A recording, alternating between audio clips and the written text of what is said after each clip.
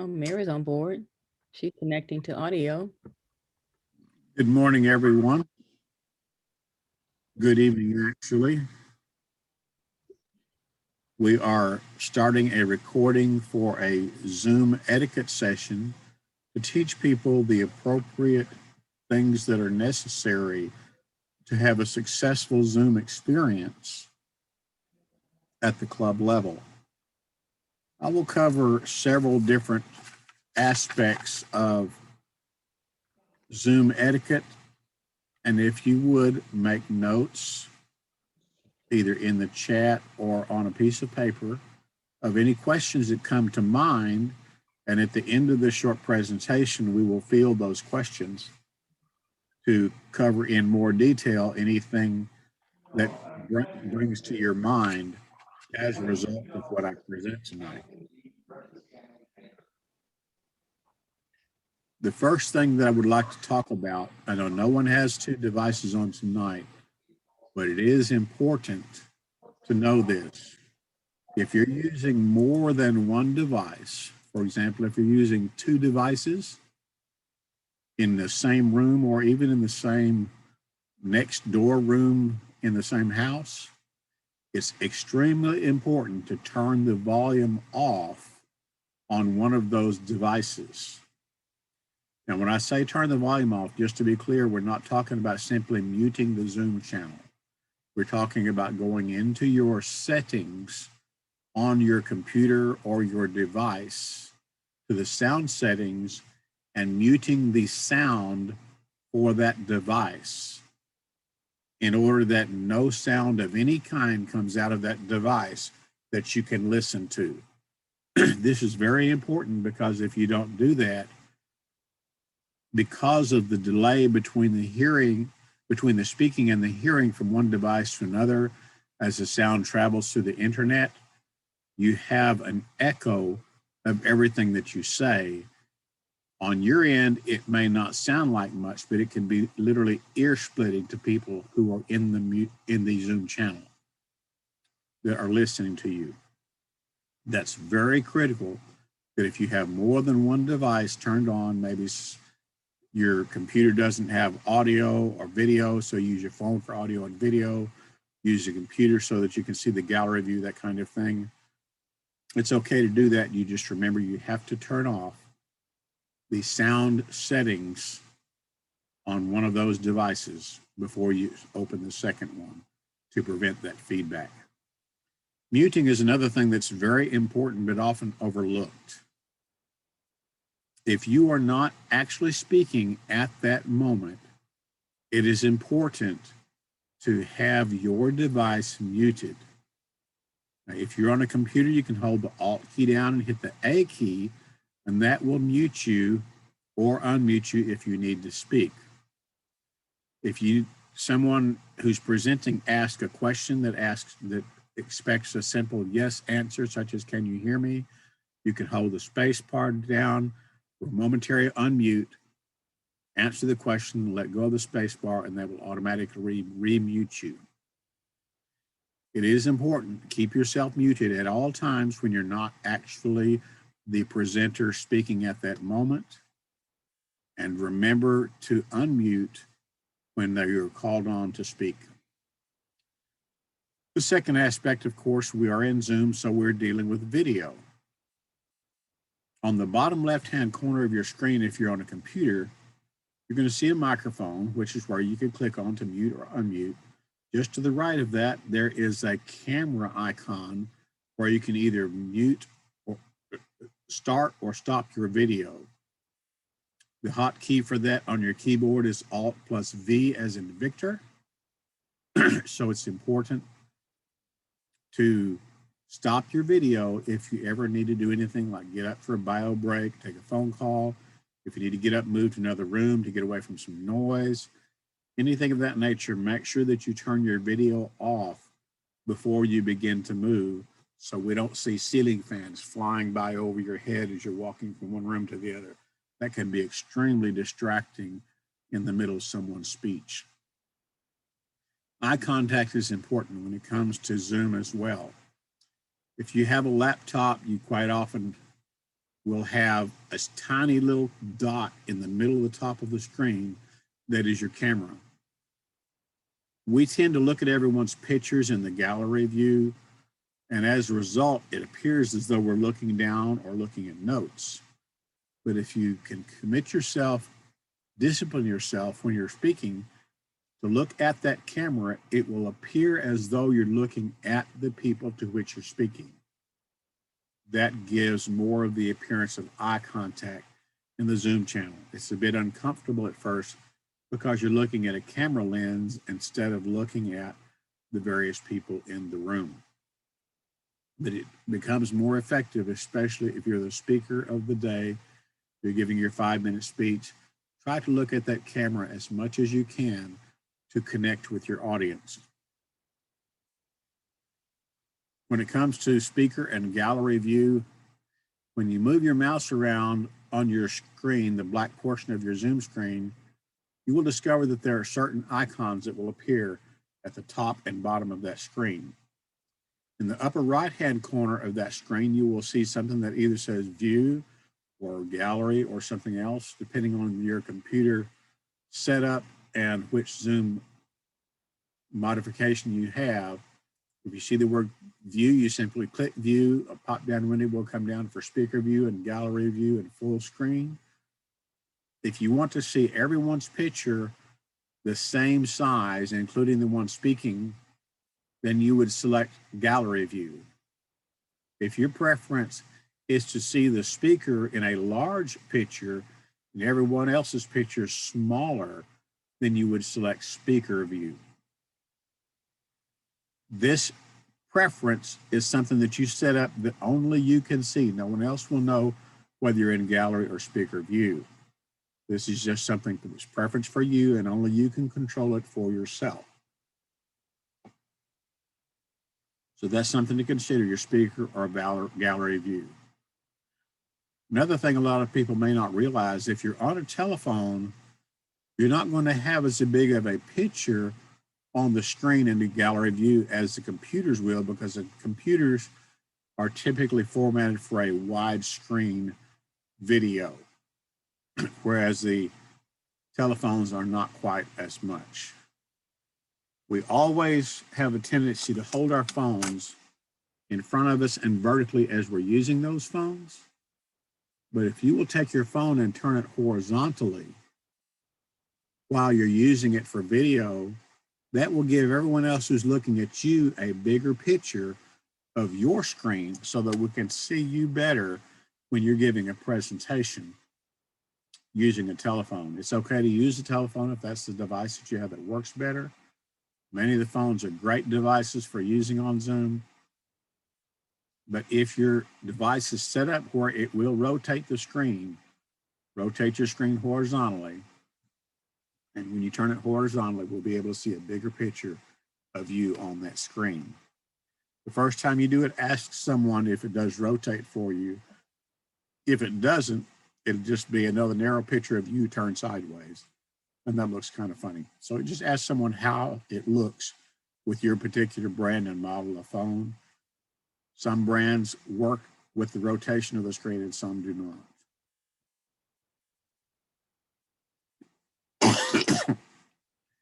Another thing that we want to talk about tonight is concerning the chat. If you look down at the bottom of your screen, in the black area of your Zoom screen, while you're moving your mouse around, you'll see a lot of icons. We talked about the mute and the start and stop video. You'll see another button there called a participants video. I'll talk about it first. If you click the participants video, that'll open up a white screen to the right of your pictures, which will give a list of everyone who's online. You'll be able to see if they have their microphones muted or if they have their video turned off. Also, down at the bottom of that screen, you'll see a little button that says invite. Now, keep in mind, all the instructions I'm giving you right now are for the computer or laptop or desktop platform. Your different telephones, Androids, iPhones, and such will work differently. You'll have to play around with your phone with the swiping or the tapping to find these different icons and special features that are available to you. But on that invite button at the bottom, when you click on that, that will open up another window for you to choose your email service. Gmail is the one that works the best with this. Yahoo is also available, depending on what you've got set up on your computer. When you select that email service, then it will take you into a window with an invite for the Zoom meeting with a complete Zoom link with password embedded. All you have to do is type in the email of the person or the Free Toast Toast Club email for a club to invite all of them into your meeting. That's a very useful thing to use and look at. It's one easy way for one person to walk into a Zoom meeting and be able to invite the entire club to show up for the meeting. The next thing past participants is going to be chat. When you hover over the chat and click on it, it's going to open another window to the right. It'll usually appear below participants if you didn't close it. And in this chat channel at the very bottom, you'll see to everyone. And if you type to everyone, just type something in the chat. Then if you hit the enter key, it will pop it up into the chat so that everyone can see that, whatever it was that you typed. If you need to ask a question of the Toastmaster, for example, about who's coming up next for something because your agenda is not working, then you could select the down arrow by everyone and change it to an individual name. Then you could send a private chat to one person and get the answer that you need about something that was said in the meeting during training or whatever. And that will allow you to get the answer you need without interrupting the meeting by using the chat channel.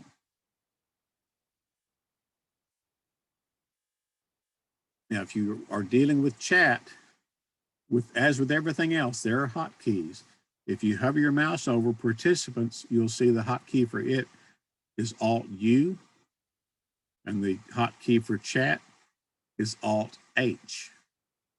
So if you just hover your mouse over on the various links on the screen, a lot of them do have hotkeys you can use on your keyboard if the mouse is not your friend when it comes to computers.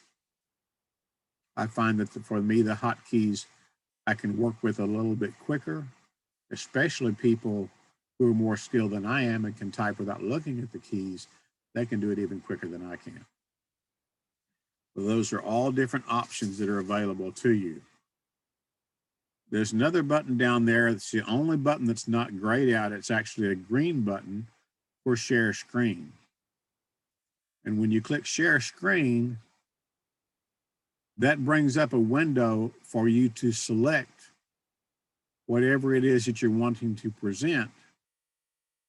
And then at the bottom right-hand corner of that, you cannot see this because I cannot show my Zoom protocol page when I'm sharing. This takes me to my actual screen so that everyone else can see my screen and all the pictures go to smaller screens. If I want to talk to you about the Distinguished Club program, I can go there. If I need to go to the Toastmasters International website, I can go there and explain something there. And then I can stop sharing my screen and move back to the regular meeting room to move forward with whatever our next step is. But sharing screen is available for PowerPoints, training, practice before meetings.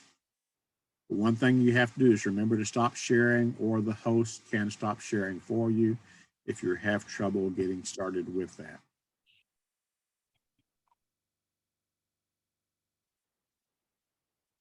When it comes to the speech contests, you're going to see breakout rooms there where you don't normally see them in regular club meetings.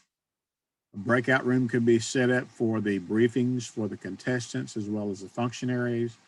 They could also do breakout rooms for the counters to go count the ballots. They can set up a breakout room for evaluators to sit in while they're waiting for the people ahead of them to give their evaluations. The nice thing about the Zoom channel with the breakout room, people can't cheat, so to speak. When they're sent to the breakout room, they're in the breakout room and cannot hear anything that's taking place in the main meeting room. And they will be in that room until the Zoom master brings them back to the main room when it is their turn to speak. Breakout rooms work very well when it comes to speech contests. There will be a presentation later this month going into great extensive detail concerning speech contests, how they're connected to Zoom and the breakout rooms. This will all be available through the dedicated to members mentoring website, which will be posted later during this broadcast. I encourage you to attend those sessions. This session itself will be recorded. It will be available to the dedicated to members website for people to look at and review and pass on to others as well. Pass on the link so that they can use that. Now, there's different categories of people that have privileges in Zoom. The primary privileged person in the Zoom channel is called the host. That's typically the person who owns the channel on which the meeting was scheduled. Either they own the channel or they've been given responsibility for administering that channel. For example, if an individual has a Zoom account, they can open that account, create a channel, have a meeting, do whatever they want to do. In the Toastmasters environment, they have several channels that are created, several accounts. There's one that's been assigned to each one of the division directors, and they are able to set up meetings for various clubs or other events such as area and division activities so that they can have those take place. And whoever the administrator is over those accounts would be considered the host for that account. When it comes to speech contests, you have to have a lot of different people who would be called what's called a co-host. Co-hosts have many of the same responsibilities and skills that the hosts do, but there are a few things that they're not able to do. For example, polls must be set up by the host when it comes to certain protocols during the meeting. Only the host can do those, such as assigning an additional co-host, for example. But once a host is on the channel, the host can pass host duties to another member in the meeting once the meeting has started, in case the host himself is not going to be able to stay for the whole meeting. Say we got another meeting somewhere else that they have to be covering. I want to talk about a few of the things in the Toastmasters meeting itself. Most clubs start with an invocation and a pledge. In regular meetings, we hold our flags up, or the flag's already in the room. We all speak the pledge together, and it works really well. In the Zoom channel, it doesn't work really well if you do it that way. It is critically important when you are having your pledge, you ask everyone to mute themselves for the invocation and pledge. Going back to what I said at the beginning, there is a bit of a delay between the speaking and the hearing of sound on the Zoom channel because of the amount of time it takes to flow through the internet. As a result, if everyone tried to speak with the leader who's leading the pledge, it would become a cacophony of sound. No one could understand anything because no two people would be talking at the same time. As a result, it's important that everyone mute themselves before they start the pledge. There are many different options that people can have for having a flag. For example, you can have a background flag, cover your camera. Now you've got a whole screen that is just the flag that everyone can use to recite the pledge with. Some people will get an actual flag and wave it around. I have them scattered all over the room. Margaret's got one there. That's good. There's all kinds of ways that you can use to present the flag during the presentation. But just remember, everyone except the person leading the pledge must be muted so that everyone can speak with themselves and the person leading the pledge, and it sounds much more organized to everyone in doing that. When it comes to speakers,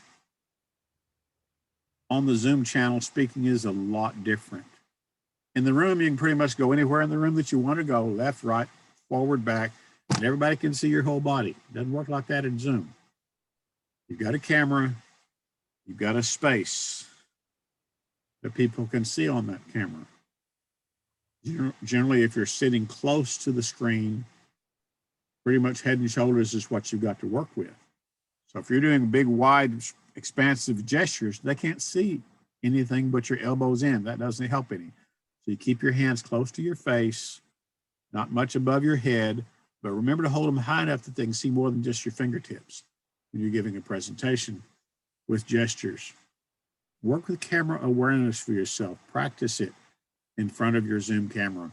Rather than looking at everybody else in the lobby, sometimes look at your own screen to see if you are properly positioned, centered in the screen, not off to one side, especially those who have cameras, making sure that they don't bump the camera and then suddenly, instead of looking at them nice, perfectly centered like they practiced before the meeting, everyone's looking at the ceiling fan whirling around above their heads. Looks like a little beanie cap on top of your head. Becomes a bit of a distraction. It's important to be camera aware of what you're doing. If you want to step further back or stand up so that you can see either your whole body or from the waist up, you can do more gestures that way. But there's a trade-off. You get more gestures, more body movement, more full body gestures are available to you, but they also do not get the benefit of your facial expressions because you're further from the screen and the pictures are much smaller. A lot of things to consider concerning that. Well, there's one other thing that I wanted to mention on the icons at the bottom. If you have one of the most recent versions of the Zoom, when you go down to your icons at the bottom, there's one called reactions. If you left click on that, there are a lot of different reactions that you can use. You can have a hand that appears as though you're clapping, a thumbs up, meaning you agree with what they've got to say. A lot of different things that are available to you that you can use. They will show up for about 10 seconds and then they disappear on their own. So that's just some additional thing that people can do, especially during interactive presentations where the speaker asks you to do that.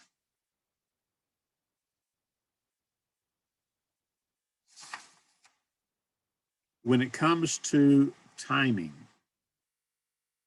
we can't see the nice little sets of lights in the rooms unless your timer has got a light bar right in front of his face or something of that nature. Some people will hold the timing cards up so that people can see how it works. In the Zoom channel, there's something new that they've created called virtual backgrounds. You can download these from TI, or I can send you a copy of them via email. These are some timing lights that have been set up. I'd have to move slightly to the side. They have the green, the yellow, and the red words written there so that people who might be colorblind or their computer screen doesn't show true color will still know which screen they're actually viewing. And these timing screens work really well. And what's important to use virtual backgrounds, number one, they do use more bandwidth. So if you have a slower computer or slower internet service, it might not work as well. Another thing to consider is that you have to have a solid background behind you in order for it to work well. And thank you, Marcia, for turning your screen on. I can use that as a great example for what I'm talking about. That's a great background to use as it is without virtual backgrounds.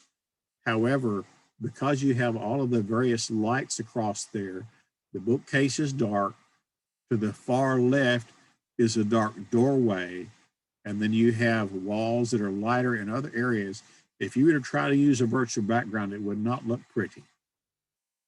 So you would want to have something behind you to make it different to look at. If that is your actual background in your room, it's a beautiful background for Zoom, but it would not be conducive to the timing lights.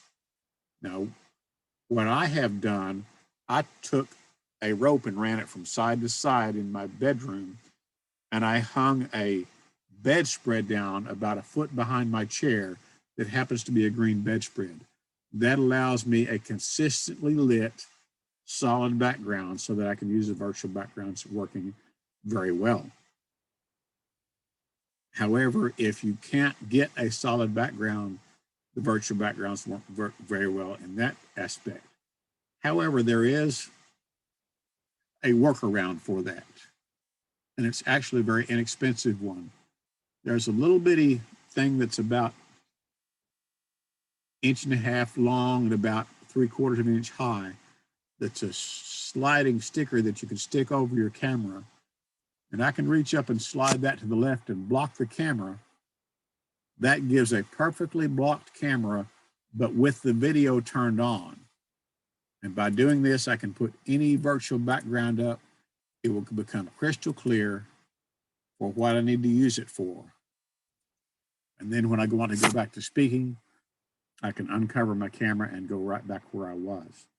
This is the inexpensive workaround for people who cannot set up a big green screen behind them. You don't have to spend hundreds of dollars for the professional green screens. You can get some Kelly green or chromatic green cloth from Walmart or one of the fabric stores and find a way to hang it up, and that will work for you just as well. But when it comes to the timing, those virtual backgrounds work well. I've seen a lot of different ways people have used to be more effective. I've seen one person with 3 different packages of Post-it notes that they would hold up. I even saw one person use a solved Rubik's Cube for his 3 different colors. I thought that was effective. Another one used highlighters, and he held them up really close to the lens of the camera. Just whatever works for you. Others who are a little bit old school and low tech, they just simply see green light, yellow light, red light, and move on like that. So there's a lot of ways to get through the timing lights for the Zoom channel. Now, when a club level contest, most of the time your gallery view, everyone can see everyone on one screen. When it comes to district level events, there might be hundreds of people on the screen. You would have to make sure that you pin the timer before you begin to speak so that the timer will always be on page 1 no matter what happens during your presentation. The way you pin someone is you would right click above that person's face on the screen. And there's a word that says pin. You would left click the pin, and that will put that person in full screen view for you to see them, and everyone else would be in a smaller view.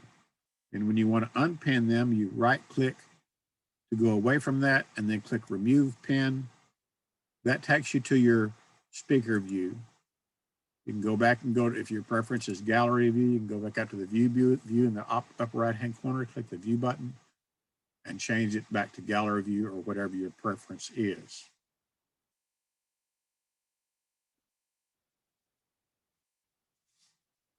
When it comes to evaluations, that becomes a challenge on Zoom as well, because you can't expect your speaker to come and hand you the evaluation form right before the meeting.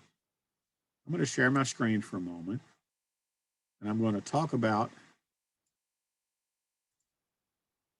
how to work around that.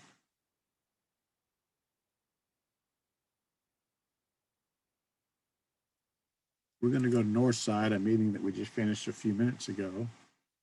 Go to the meeting agenda.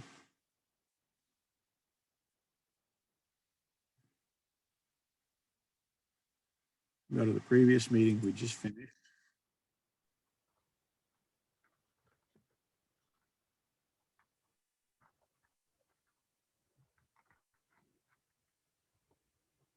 When you select your path and project in your Free Toast Host website, it will put the project description and the evaluator form directly into the Free Toast Host agenda.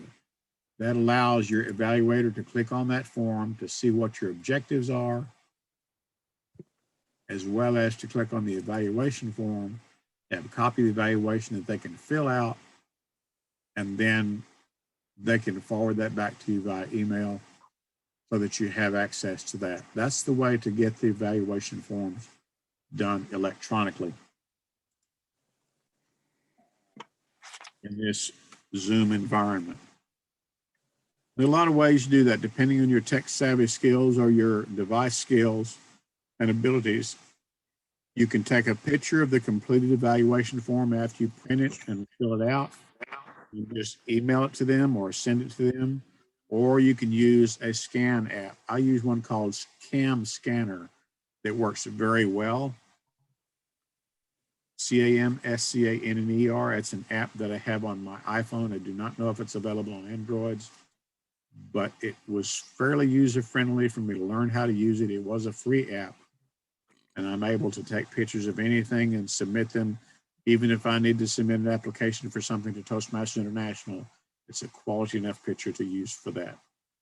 So I encourage you to find whatever way works best for you to make sure that your speakers get the evaluations that they need from you. When it comes to table topics, again, remember to unmute when they call your name. And I cannot emphasize enough, if you're not actually speaking at that moment, remember to mute yourself. Keep yourself muted unless you're actually speaking. A lot of us say, well, Dewey, I'm really quiet in my house. I don't make a lot of noise. No, but if for some reason you need to cough, or the phone rings, or the doorbell rings, or a dog barks outside, or a truck drives by, all of those sounds come through the Zoom channel. You can't hear them, might not even know that they happen. But if someone is in speaker view, see, even my phone will go off sometimes with alarms. But if someone is in speaker view and they're looking at the person who's actually speaking, and then a person clears their throat, and then for about 3 or 4 seconds, you're going to see that person on the screen instead of this person who's actually trying to speak.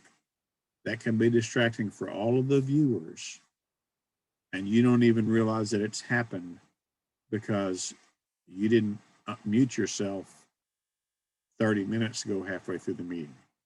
It is important to keep yourself muted unless you're actually speaking. There's no reason to be unmuted if you're not speaking, and many reasons why you should be muted. So I encourage everyone to remember, stay muted. I can't emphasize it enough until it's time for you to speak.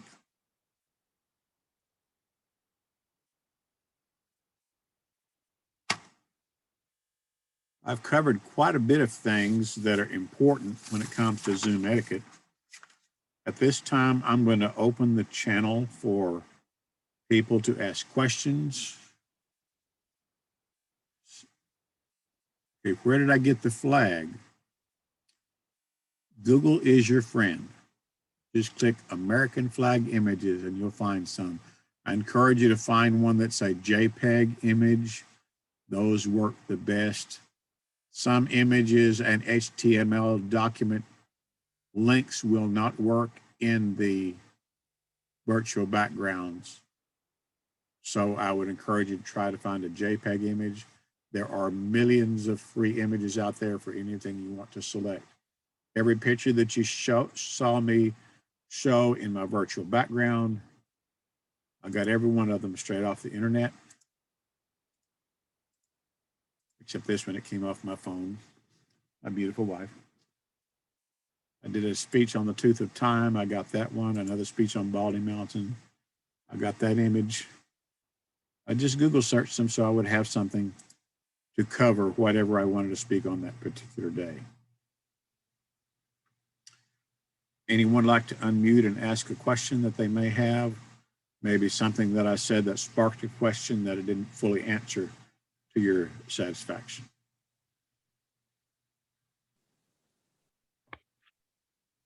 What happens if somebody calls during the meeting? You just reject the call and call them back later? Well, I have on my phone a feature where I can tap one time and I can pick one of 3 canned messages that I put in there. One of my 3 messages is I'm in Toastmasters, call me in an hour. So I can tap message, tap that, and I'm done. The phone call is gone. They know that I'm not in the hospital, that I actually know that they called, and they can call me back in an hour. If you don't have that kind of feature, you can just tap to decline the number. Whatever your preference is as far as how you handle those phone calls. Most people that I know that they don't call me between 12 and 1 on a weekday because I'm usually in Toastmasters. I usually don't have very many interruptions, except when it's something like the ones that you just heard, which are alarms for my medicine, which I'll take after the meeting. Very good question. Dewey, if you feel like you're straining to look up what's going on, You feel like you're straining is to your height need to be higher or need to be lower? Well, some people, like if I try to tilt up this way to try to focus on something high on my screen, it's because I'm trying to look through my bifocals. Yes, like that. Trying to look through my bifocals to see something. However, if my purpose is to connect with my audience by looking at the camera, I don't need to have a focus through my bifocal. I can see well enough through my main lenses to know where that camera is, and I just look there without trying to focus up to see the tiny little words that are on the top of my computer monitor. Did that answer your question, or were you looking at something? Focus instead of straining your neck like this.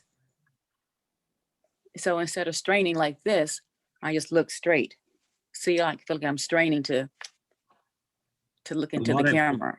A lot of it could keep in mind, if you're looking at the camera, you don't need to be focusing on any words or anything, so you don't have to even have your glasses for that matter. You just, if you can see well enough to see where that camera is, you just look in that direction, and everyone else thinks you're looking straight at them. And that allows you to connect with your audience better when you're doing She just needs to lower her chin. Margaret, if you just lower your chin. Just keep your head level and look straight ahead. If your laptop is sitting on your desktop and your desk is a standard 30-inch high desk, then the idea is for you to have your camera at approximately eye level. That way you can be looking straight forward and it will be not as much of a strain for you. Okay, I'm looking at, I have my tablet. Okay, if you're on a tablet, if it feels like it's a little bit low, you might want to put a book or two under it. If it seems like it's a little bit high, then you may want to raise your chair slightly or put a cushion in your chair. She looks just right now. I'm probably not centered. It's because I'm moving it. So trying to adjust it. That's too low. That's too low. Come Actually, on. you're on one side of your screen. You probably are doing that intentionally to get a picture of that background for you. I don't know. It's better to find backgrounds that show around you and allow you to be centered in the middle and still be a good background, unless you have that picture for a certain purpose. No, it just showed up. Other questions from the room? Jay, welcome to the call. I haven't heard from you in a while.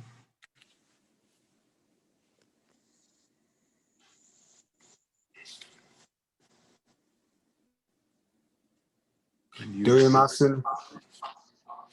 Was attending to another You meeting. look just fine. Okay. She's nice. centered in the picture. You're good.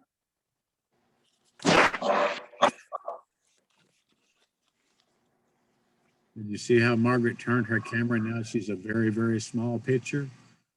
If she'll turn her phone sideways like she had it before, then we'll get that bigger picture of her. Thank you for doing that so we can see that difference.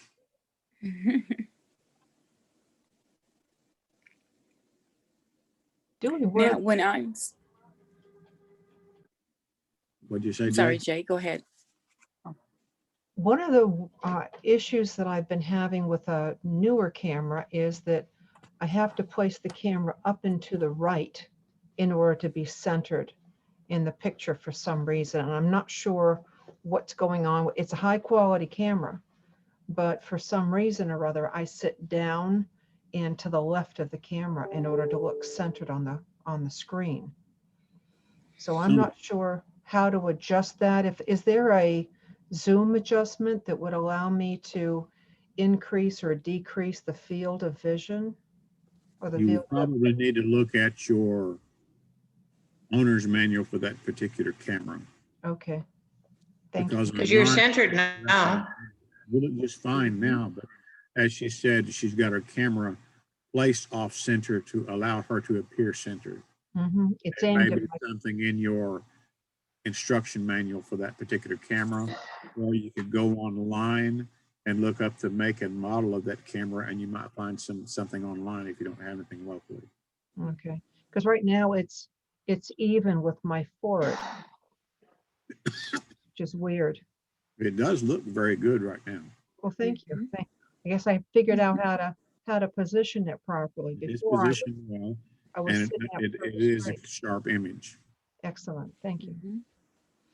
And the lighting, does the lighting play an important part with your camera? The lighting is certainly important, especially if you have light shining directly at your face when you're wearing glasses. That Mhm. could cause a reflection off of your lenses back into the camera. You have to try to make sure that your lighting on your face is more indirect if you're wearing glasses. Jay, you don't have any reflection off your lenses at all. So you're doing fine in that category. Thank you. Hello, Marcia. Welcome to the call. I haven't heard you talk tonight. Thank you. This is my first session. Welcome. I'm She's usually centered. She's good. from subject or another. Yeah, Next very good one. lighting. Next Monday night will be on the Vice President of Education and the Distinguished Club Program status. I do have another question. At the beginning of each session and at the end of my presentation, I'll field questions. If we run out of questions on that subject, then I'll open up for other subject questions as well. Margaret, you had another question? Yes.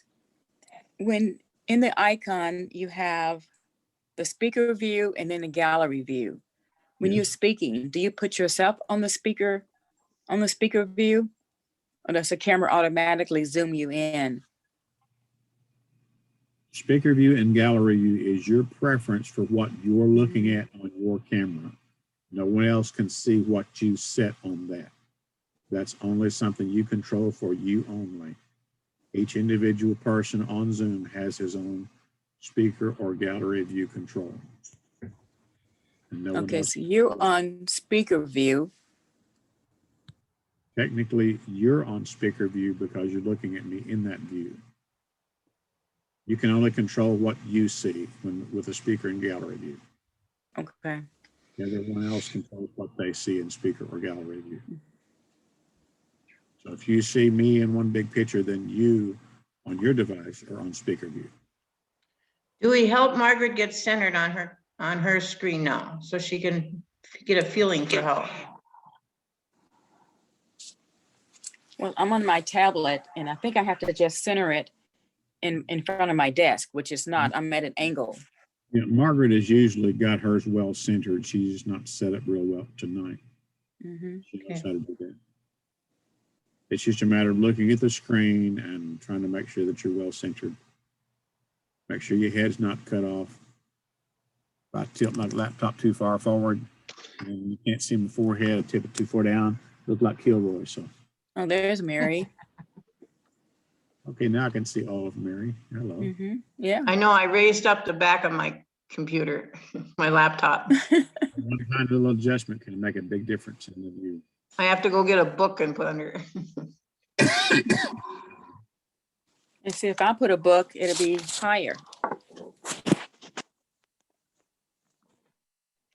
I have to have an encyclopedia. Lord, this way.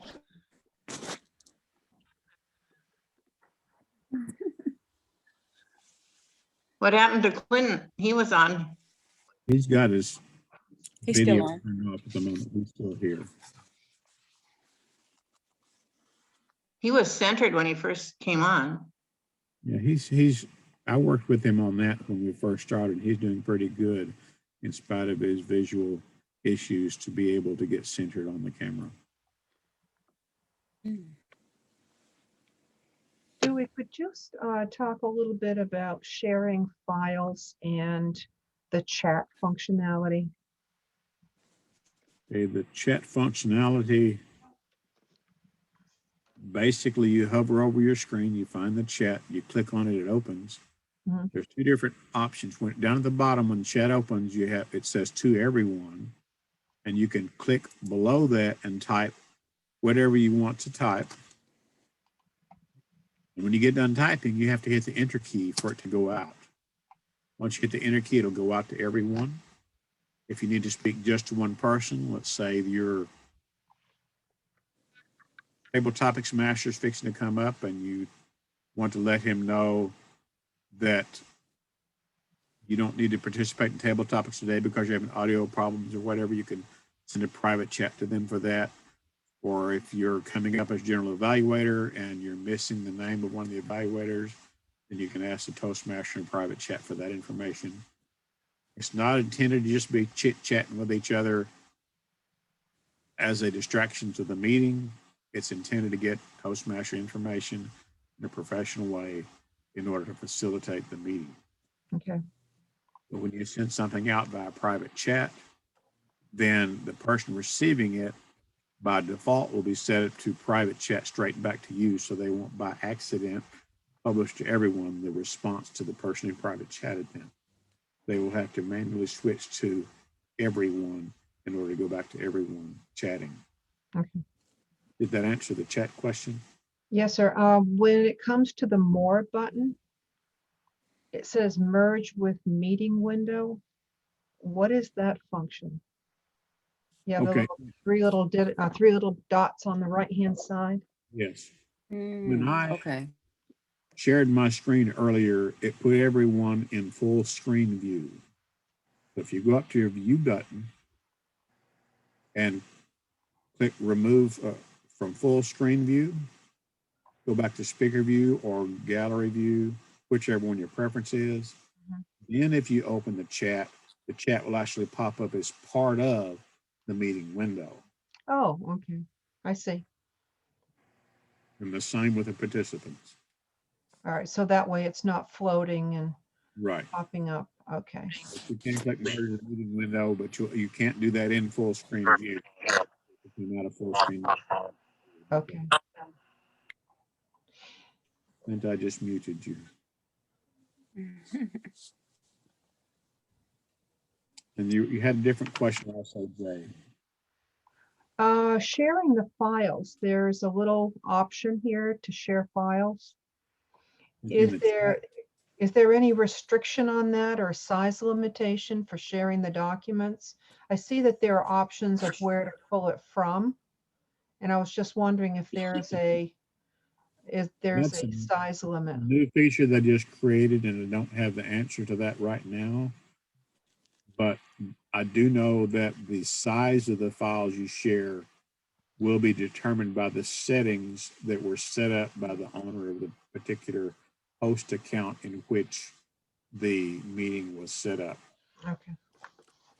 I have not set anything up for sharing files, although we have done some file sharing on the district level meetings. Mhm. I generally will copy links into the chat. Speaking of copying links, I promised everyone I would share the links for the dedicated members mentoring help desk. Okay. When we're sharing our screen, it gives us the option to select a screen. Can you talk a little bit about the whiteboard? I noticed that we have a whiteboard here, but I'm not sure how that works. The whiteboard is something that people use if they want some interactive work from the people in the group. For example, if they want people to write whatever they want to write, make notes about a question that they've asked. This is more for a teaching, facilitating type situation. Okay. And this can be set up where everyone can actually draw in there. If you want to hover over it, see if your pen will draw and see if that is set up. I've not even dealt with that on this particular channel. I don't know if you all have access to that right now or not. Yeah, how do you get to that point? You use your mouse to draw. If you hover your mouse Okay. over, if there's a little pen, then you can draw. Oh, I've not seen anyone log in, so I don't believe I've set that up on this particular channel. No.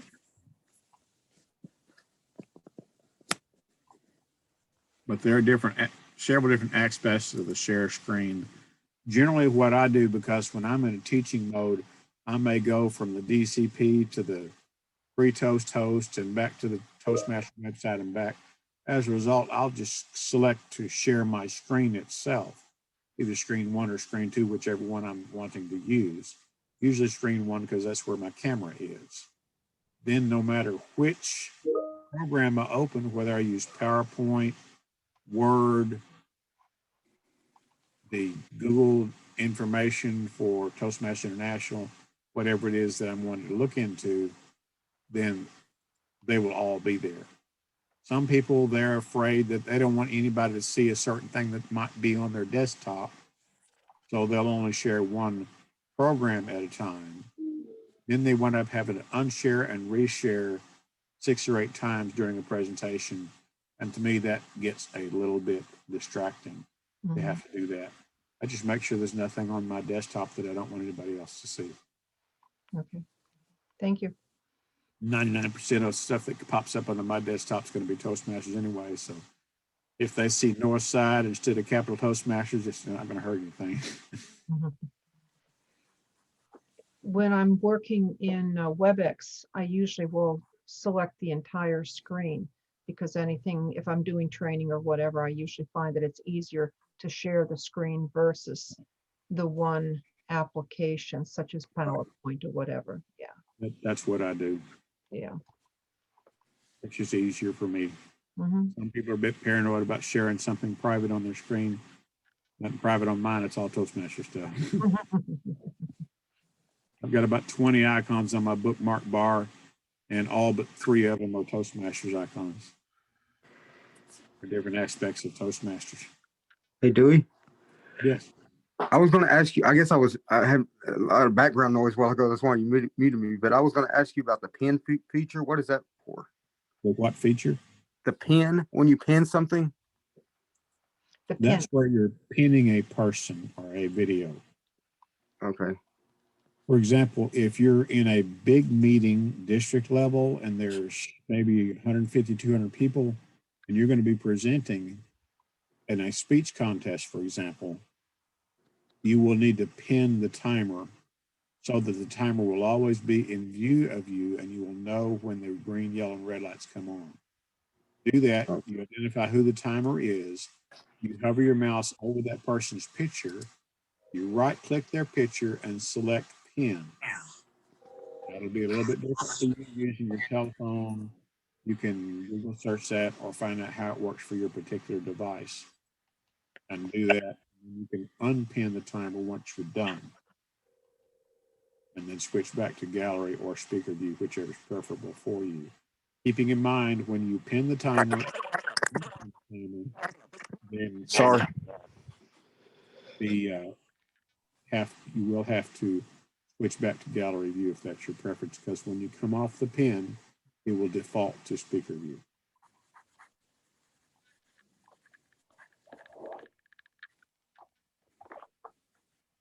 We've got about 1 minute left. Any other questions anyone have?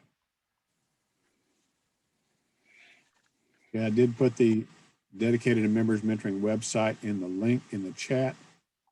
Feel free to copy that. Go to the website. There are many other presentations on Toastmasters subjects of all kinds that are available, some ongoing, some recurring, some individual, and they will also be recordings out there as well for you to peruse and look at. There's contact information for all of the clubs on that website with the links to go to their meetings. So if you'd like to attend one of District 43's meetings, the meeting links are out there as well on this website. It's a great place for people to go as a resource to get the link to go visit one of our District 43 meetings. To be able to tell when the meeting is and how to get there. So you go to District 43 and then go to dedicated to Toastmasters? No, you go to the link I sent you in this website, https://. I don't see that. It's in chat. It's in the chat, yes. I couldn't send Oh, I it to don't- you. I can send it to you in an email, Mary. Okay, thank you. You can send it to me too. I do have a question. Well, it's about making sure that if you're able to download a virtual background for Toastmasters, it looks very professional. Plus, if you have something in the background, no one would know what's in your background. Say that again. To download, if you're able to, your Toastmasters background.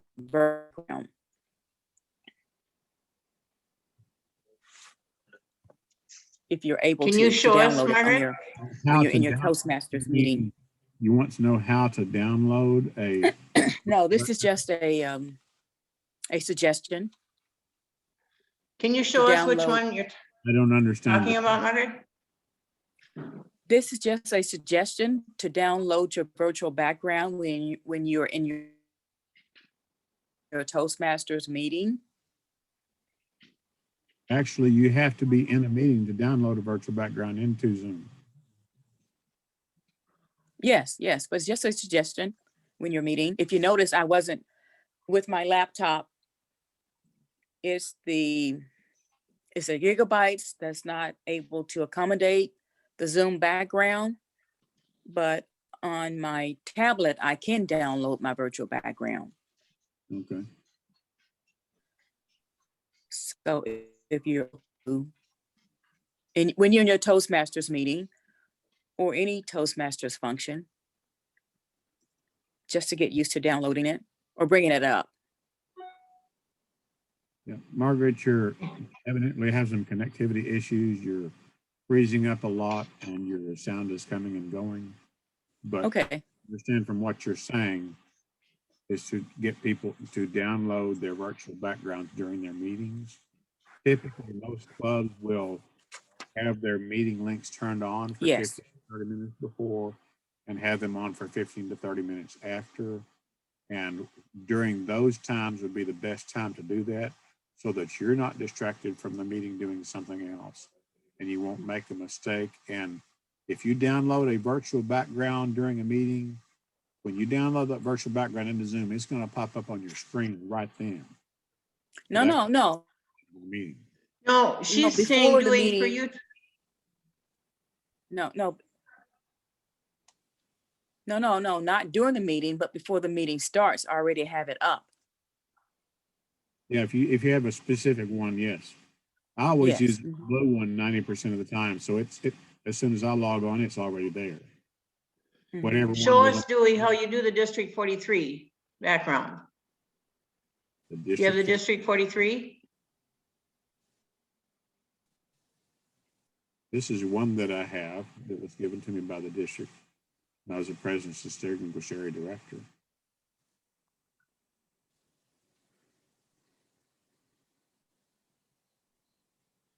The district director had one that was just District 43 that was neat. Yeah. No, those are custom. You can custom make those. People who have that skill. I've not tried to look into that myself, but I've got a number of them. And this little blue one, for me, I got it straight from Toastmasters International. And for me, it's professional enough, so that's the one that I use most of the time. Okay. Hey, Dewey, I was wanting to say, go ahead. I'm sorry. Go ahead, Clint. I was wanting to say, do you have any tips for when I read the chat? Because I had to turn voiceover to read my chat at the same time during the meeting, and I want to make sure I read all my chats because they don't I have stay. a suggestion for you, Clint, when it comes to reading your chats. Yes, sir. Dewey, there's one club that has a chat master Okay. as on off, on the thing, and Mhm. then when they get done, they ask, are there any comments in the chat? And that person reports any chat messages. That's a good idea. That's something that's good for the bigger clubs. But for Clint's purposes, he's just wanted to read the chat because he's visually impaired. He has to actually turn his voiceover on for the chat to be read to him because he cannot physically see the chat. Right. So for Clint's situation, reading the chat during the meeting is really not the best option. He can open the chat, and then actually the best thing for Clint is to make sure that he has his own free account so that when he logs in, it will be logging in as him. And then in your settings, Clint, you could set it up where it will automatically save the chat when the meeting closes. Then it'll save the chats to your hard drive and you'll be able to read them anytime you want to. See, like Yes, right but now, if he's Go ahead. Toastmaster and he has a chat master, when he's at the end, when he's done being Toastmaster, he said he can ask for the chat master to read it to him, and then he can just hear it that way. see, like right now, there was a chat that popped up on the screen. I couldn't read that because I don't have voiceover. Yeah. Okay. Just someone saying it was a great meeting and they had to leave to go to another meeting. Okay. But But most yeah, I could. reading I'll try chat that. like that. Thank you for being here, Marcia. Most things that pop up in the chat, they're not time critical. In fact, I'd say 90% of the club meetings that I attend here in District 43, nothing is put in the chat at all. So you're not missing anything by not seeing things in the chat at the time that they pop up. So don't be stressing over that. You can, before the meeting goes off, you can go down there and click the 3 dots in the chat channel and ask it to save your chat. Then you can read it on your hard drive at your convenience using your voiceover. So there's an option beside whoever chatted. I can save the chat. There's an option like that. Okay. When you open chat, the bottom right hand corner, there's those 3 little bitty dots. Right. Hover over, it says more. You click on that, and at the top, it'll be an option for save chat. And it will literally save everything that was put in the chat during that meeting. How Oh, can I'm you good. see the dots? How can you see the dots? You just hover around until you get down to the bottom right corner of the chat screen and see the word more. I'll have to turn my voiceover to. I'll have to mute myself to turn the voiceover to go into the more option, and then when I get done with the voiceover, I can unmute again. If you will set yourself up to where you're logging in as you, Okay. then you can set your personal settings up on your account to save the chat for you automatically. Then you don't have to worry about any of that. After the meeting is over, the meeting is closed out. You can go onto your computer or wherever you've asked it to save your chat and read that chat at your convenience 2, 3, 4 hours later if you want to. Okay, good. Yeah, I like Mary's suggestion about the chat master too. Yeah. That's useful when it comes to facilitating training where the facilitators themselves Right, request exactly. But Yeah, but even in a club setting too, because sometimes you might overlook it. Yeah, most of my clubs don't even use the chat because they're too busy focusing on what's happening in the meeting itself. Yeah. So. Well, good night, everyone. Thanks for everything. Good night, Mary. Thanks for joining us. Good night, Mary. Good night, Mary. It's good to see all of you. Great. Yes, it Bye. is. Bye. You too. Be here next week. Okay. Same time, same bat channel. Good night. Good night. Good night.